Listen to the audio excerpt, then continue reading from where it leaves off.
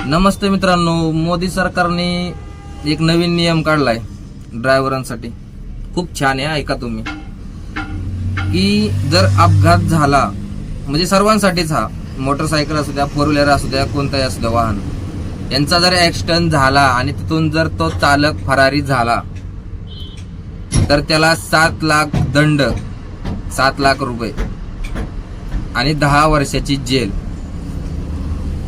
तर गडकरी साहेब आणि मोदी साहेब हे तुम्ही खूप चुकीचं करताय आणि शिवाय केलंही. कारण आज ड्रायव्हरला पगार 10 ते 15 हजार रुपये पगार आहे महाराष्ट्रामध्ये. त्याचं जेमतेम घर कसं चालतं हे त्यालाच माहिती. तुम्ही तर गाड्या चालवत नाही, तुम्हाला त्याची चिंताच नाही ना, कारण तुमचे ड्रायव्हर लोक आहेत. तुम्ही BMW मोठ्या मोठ्या गाड्यामध्ये हिंडता.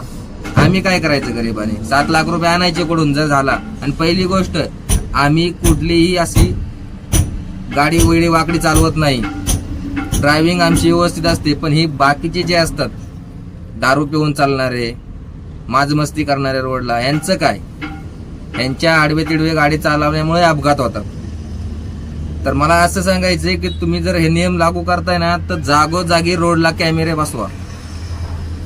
दुसरी गोष्ट अशी की RTO पोलीस हे जे आम्हाला लुटतात ना, हे पहिलं बंद करा. तुम्ही टोल टॅक्स घेताय ना, तर रोड टॅक्स बंद करा. आणि बॉर्डर जागोजागी, महाराष्ट्र बॉर्डर, UP बॉर्डर हे असे चालू आहेत ना, मग तुम्ही गाडी ऑल इंडिया असते, मग ते बॉर्डर कशासाठी? हे पण बंद करून टाका. आणि तुम्ही म्हणताय ऍक्सिडेंट केल्या पळून नाही जावं. पळून जर नाही गेला तर पब्लिक मारते, आणि आता पळून जर गेलं तर सरकार मारेल. हा कसला तुमचा नियम? करायचं तरी काय ड्रायव्हरने? हे खूप चुकीचं आहे. सध्या मी ह्या गोष्टीला निषेध करतो. मी आजपासून ड्रायव्हिंग सोडून दिली. गरज नाही मला ड्रायव्हिंग करायची. आणि सगळ्या ड्रायव्हर भावांनी हा व्हिडिओ शेअर करा, की जेणेकरून कुणाचा बळी जाऊ नये ह्या गोष्टीमध्ये. आणि जाणार 100%.